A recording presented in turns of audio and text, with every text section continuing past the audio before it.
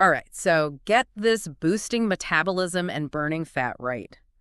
We took a deep dive into an interview with Dr. William Lai, this amazing physician scientist. Yeah. And let me tell you, he had some seriously eye-opening stuff to say. You know what I found fascinating was Dr. Lee's whole approach. Oh, yeah. It's not about restriction or fad diets. Right. It's about understanding how our bodies work. Yeah. And making choices that support our natural systems. Exactly. He's all about loving your food and your health, which I love. Yeah. But the first thing that really made me go, whoa, was his whole take on visceral fat. I mean, we all know we should watch our weight. Yeah. But he's saying it's more than just the number on the scale. Right. It's not just about how we look. Right. It's about what's happening inside. Visceral fat, the kind that surrounds our organs, is the real culprit. It's linked to inflammation and a whole cascade of metabolic issues. And here's where it gets really wild. He says body fat is actually an organ. Wow. It produces hormones, including one called adiponectin, which is like 1,000 times more abundant than other hormones in our bodies. Think about that for a second. Yeah. That tells you just how crucial adiponectin is. Right. It's a major player in helping insulin regulate blood sugar, basically keeping our energy systems running smoothly. Yeah. But when we have too much white fat, things start to go haywire. Okay, so too much white fat is bad news, but Dr. Lee had this great analogy to explain why.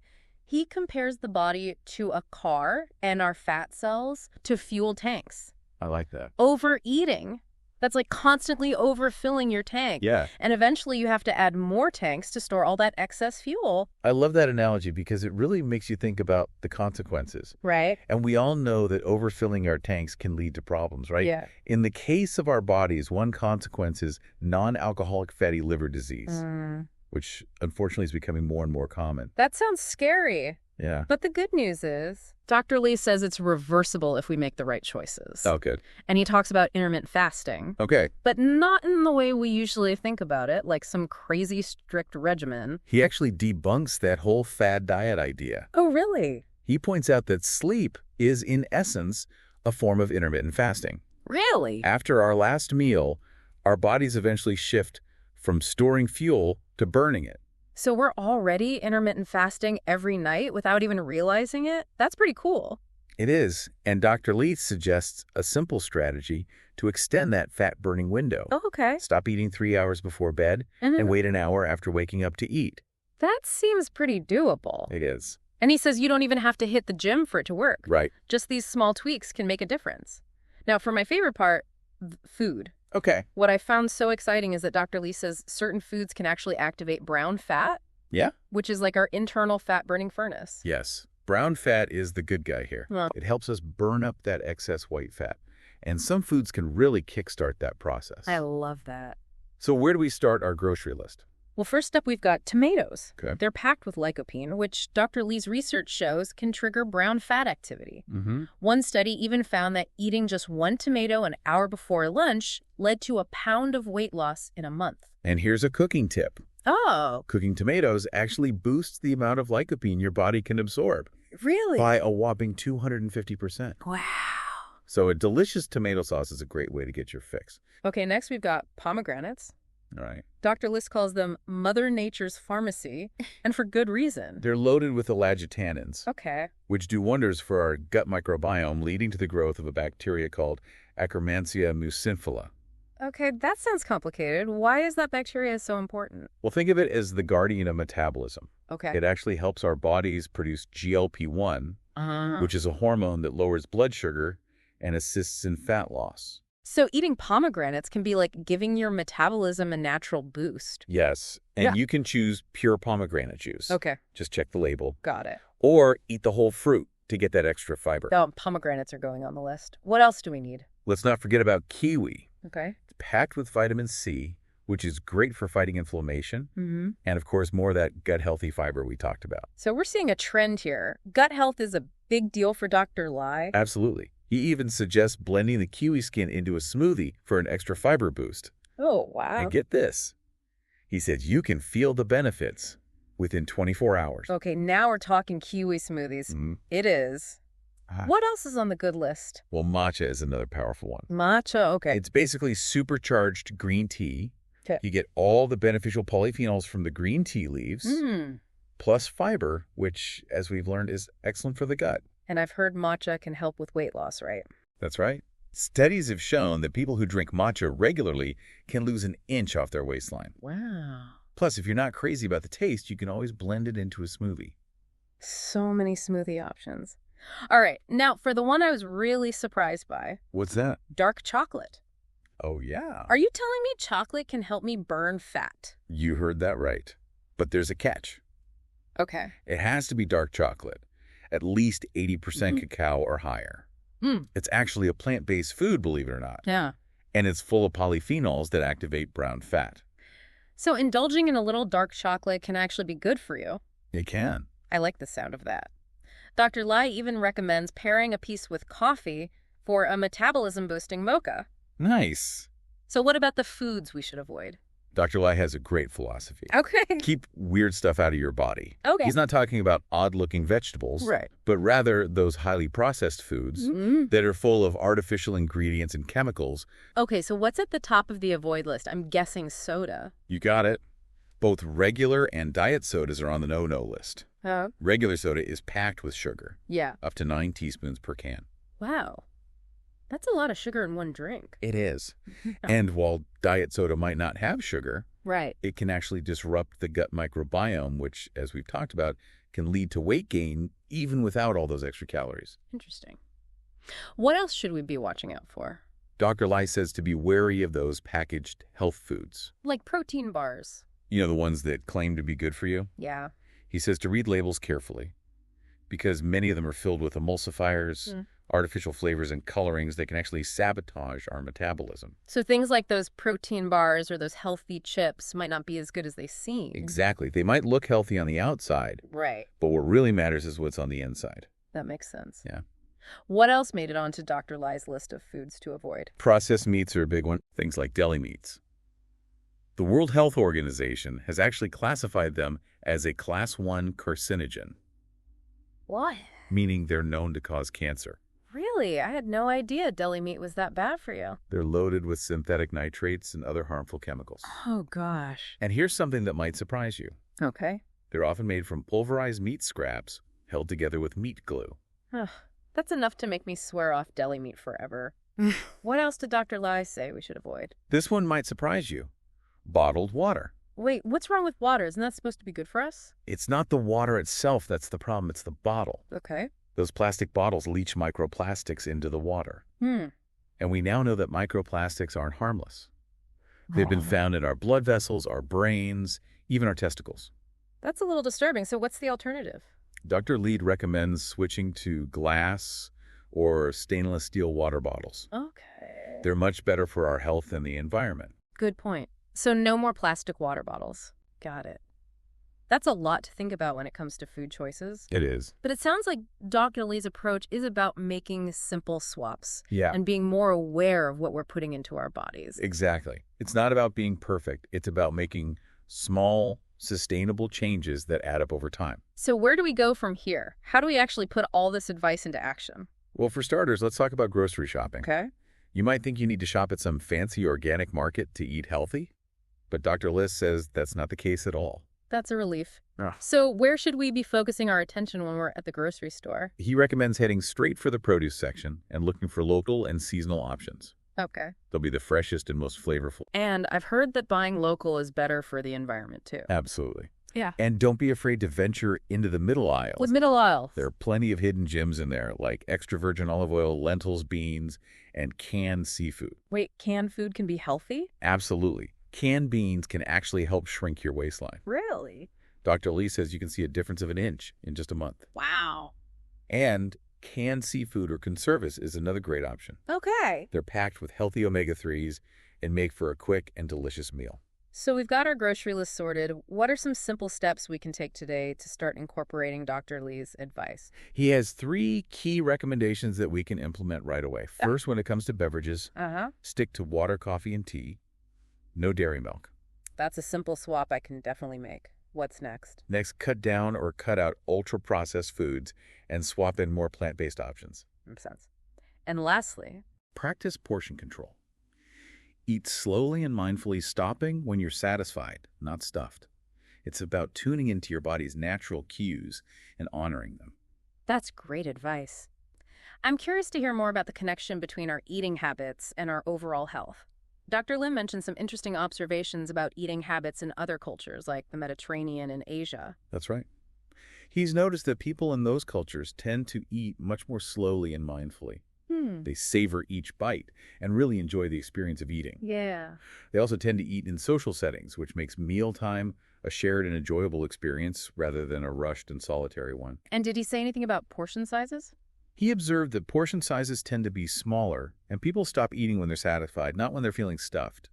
They're much more in tune with their body's natural hunger and fullness cues. That's a great reminder that it's not just what we eat, but how we eat that matters. Exactly. It's about slowing down, paying attention, and savoring the experience. I love that.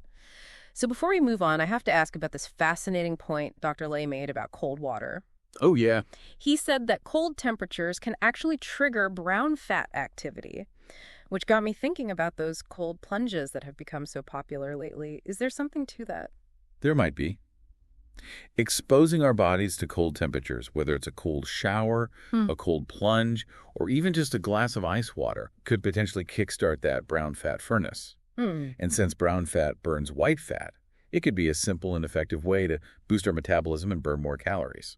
So maybe something as simple as starting the day with a glass of ice water could make a difference. It's definitely worth exploring. Of course, as with any lifestyle change, it's always a good idea to talk to your doctor first, especially if you have any underlying health conditions. That's great advice. I'm already feeling inspired to incorporate some of these ideas into my routine. What about you? What stood out to you the most from our deep dive into Dr. Lee's work? You know what I find most compelling is his overall message of empowerment. He's not just telling us what to do.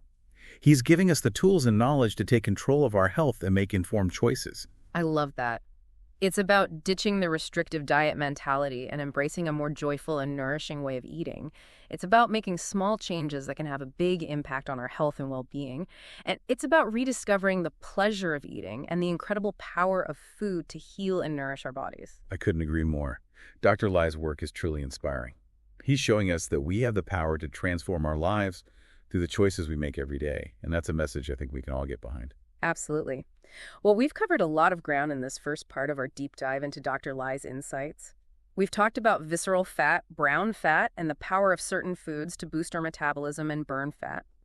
We've also explored the importance of gut health, the dangers of ultra-processed foods, and the simple swaps we can make to improve our eating habits. Are you ready to delve into some more of Dr. Lai's wisdom? Absolutely. I'm eager to learn more about his recommendations for grocery shopping and his thoughts on incorporating more plant-based foods into our diets. Me too. So before we were talking about grocery shopping strategies. Right, and how to make healthy choices without breaking the bank. Yeah, Dr. Lee had some great advice for navigating the grocery store. Okay. And he reassured us that we don't need to shop at those fancy organic markets to eat well. That's a relief. So what were his top tips? He suggests making a beeline for the produce section. Okay. And loading up on local and seasonal fruits and vegetables. They're going to be the freshest and most flavorful. That makes sense. I've also heard that buying local is better for the environment too, less transportation and all that. Exactly. And here's a tip that might surprise you. Don't be afraid to venture into the middle aisles. The middle aisles? Really? Yeah. What kind of healthy finds can we uncover in the middle aisles? You can find some real gems in there. Yeah. Like extra virgin olive oil, lentils, beans, and canned seafood. Wait, canned food can be healthy? I did. Dr. Lai is a big fan of canned beans. Right. He says they can actually help shrink your waistline. In fact, you could see a difference of an inch in just a month. Wow. That's impressive. I usually steer clear of canned goods, but I'm willing to give beans another try. What about canned seafood? Is that a good option too? Oh, absolutely. Dr. Lai recommends looking for canned seafood packed in olive oil, like those delicious Spanish conservas. They're a fantastic source of healthy omega-3s and protein. Okay. And make for a quick and easy meal. Okay, so maybe I need to rethink my whole stance on canned food. It sounds like there are some hidden treasures in those aisles. There definitely are. And speaking of healthy eating, we were talking about Dr. Lai's emphasis on plant-based foods before. Right. He's a big advocate for eating the rainbow, as he calls it. Eating the rainbow, what does that mean exactly? It means filling your plate with a variety of colorful fruits and vegetables. By eating a wide range of colors, you ensure you're getting a diverse array of nutrients. That's a great visual. I can definitely see how that would make meals more appealing and nutritious. So what are some other ways to incorporate more plant-based foods into our diets? Dr. Lee recommends adding more legumes, beans, lentils, and whole grains to your meals. Okay. These plant-based powerhouses are packed with fiber, protein, and essential vitamins and minerals. I've been trying to eat more lentils lately. They're so versatile. You can add them to soups, salads, or even make veggie burgers with them. Exactly, and they're incredibly affordable too. What I love about Dr. Lee's approach is that he emphasizes that eating plant-based doesn't have to be restrictive or boring. It's about embracing the abundance and diversity of nature's bounty. I'm all about making healthy eating enjoyable. So if we're trying to cut down on ultra-processed foods and eat more plant-based meals, what are some practical tips for making that transition? Dr. Lee suggests starting small. You don't have to overhaul your entire diet overnight. Maybe try swapping out one processed snack a day for a piece of fruit or a handful of nuts. Yeah. Or maybe start incorporating one plant-based meal into your weekly routine. That's a great idea. I think those small gradual changes are more likely to stick in the long run. Instead of feeling deprived, we're just making healthier choices that still feel satisfying. Exactly. It's about finding a balance that works for you and your lifestyle. And remember, it's not about being perfect. It's about making progress and enjoying the journey. Speaking of progress, I'm curious to hear more about Dr. Lee's research on brown fat and those foods that can activate it. We talked about tomatoes, pomegranates, kiwi matcha, and dark chocolate earlier. Are there any other foods that can help boost our metabolism and burn fat? Well, Dr. Lee didn't mention specific foods beyond those five, but he did talk about the importance of cold exposure in activating brown fat. He said that exposing our bodies to cold temperatures can trigger brown fat activity, Okay. which in turn helps burn white fat. So we're talking about things like cold showers, ice baths, or even just drinking ice water. Exactly. Those are all potential ways to stimulate brown fat activity. Dr. Lee didn't go into detail about specific protocols, Yeah. but he suggested that even small amounts of cold exposure could make a difference. I've been hearing a lot about cold plunges lately. People are saying they have all sorts of benefits from boosting metabolism to improving mood and reducing inflammation. It's definitely an area that's ripe for further research, Right. and it seems like there's growing evidence to support the potential benefits of cold exposure. Of course, it's always wise to talk to your doctor before making any significant changes to your routine, especially if you have any health concerns. Good point. So we've got a whole list of foods to try some simple lifestyle tweaks to experiment with, and a newfound appreciation for the power of our own bodies to heal and thrive. What I find so inspiring about Dr. Lee's work is that it's all about taking a proactive approach to our health. It's about empowering ourselves to make informed choices that support our well-being. I couldn't agree more. It's not about relying on quick fixes or fad diets, but rather about adopting a holistic approach that incorporates healthy eating habits, mindful practices, and a deep understanding of our body's natural processes. And it's about rediscovering the joy of eating, savoring each bite, and appreciating the incredible power of food to nourish and sustain us. Absolutely. Well, we've covered a lot of ground today, from the science behind metabolism and fat burning to practical tips for grocery shopping and incorporating more plant-based foods into our diets. We've explored Dr. Lee's insights on intermittent fasting, the importance of gut health, and even the potential benefits of cold exposure. We've also learned about those sneaky, ultra-processed foods to avoid and the surprising truth about deli meat and bottled water. It's been a fascinating journey into the world of food and health, and I hope our listeners are feeling as inspired and empowered as I am. Me too. Now, before we wrap things up, I want to just circle back to something we touched on earlier. The importance of mindful eating. Dr. Lee talked about how people in cultures like the Mediterranean and Asia tend to eat more slowly and pay more attention to their food. Right. He observed that they often eat in social settings, making mealtime a shared and enjoyable experience. They also tend to have smaller portion sizes and stop eating when they're satisfied, not stuffed. It's a great reminder that it's not just what we eat, but how we eat that matters. Slowing down, savoring each bite, and paying attention to our body's signals can make a big difference in our overall health and well-being. Absolutely. It's about tuning into our body's natural hunger and fullness cues and appreciating the sensory experience of eating. I love that. So as we move into the final part of our deep dive, I'm curious to hear your thoughts on how we can incorporate more mindfulness into our daily eating habits. I'm happy to share some ideas. Let's take a quick break and we'll be right back with more from our exploration of Dr. Lee's insights. So before we were talking about mindful eating and how it can really make a difference in our health. Yeah, it's such a simple concept, but it can really be so transformative in our busy world, Mm-hmm. we often just rush through meals.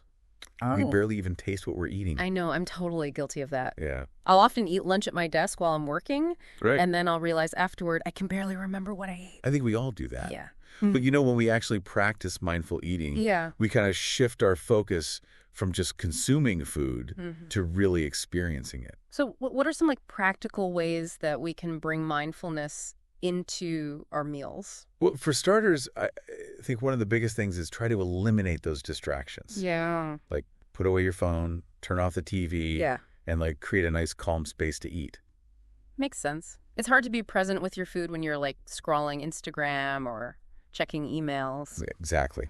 And then try engaging all of your senses. Okay. Notice the colors, the aromas, the textures. Yeah. Take your time chewing. Savor each bite. That's a great idea. It's almost like turning a meal into like a meditation. I love that. Yeah. And then another tip is pay attention to your body's signals. Okay. Notice how you feel before, during, and after eating. Tuning into those hunger cues and fullness cues. Exactly. Mindful eating helps us reconnect with our body's natural wisdom. It's not about like some rigid set of rules. Right. It's about listening to our bodies and honoring what they need. Exactly. And, when we eat mindfully, we actually find that we naturally eat less. We feel more satisfied. Yeah. We make healthier choices overall. It sounds like mindful eating is a win-win for like our mind and our body. I think so. Yeah. Well, this whole deep dive has been so interesting. It has. We've learned so much about, boosting metabolism, burning fat, making healthier choices. What are some of the biggest things you hope people listening will walk away with? I hope people listening remember that this isn't about, deprivation or following some fad diet. Right. It's about really understanding how our bodies work. Yeah. And making choices that support our natural systems. I love that. And I also love Dr. Lee's emphasis on like finding joy in eating. Yes. It's not about like restricting ourselves. It's Right. about embracing those delicious and nourishing foods that make us feel good Absolutely. and being mindful, paying attention to our bodies, Yeah. finding that balance that works for us. Yeah, So I think that's a great place to wrap up. I agree. We want to thank you so much for joining us for this deep dive into Dr. Lee's insights. It's been a pleasure. Remember that even small changes can make a big difference. Yeah, And it's never too late to start really prioritizing your health and well-being. absolutely. And as Dr. Lee says, keep weird stuff out of your body Love that. and embrace those delicious and nourishing foods that make you feel amazing. That's a great way to put it. Yeah. So thanks again for tuning in to The Deep Dive.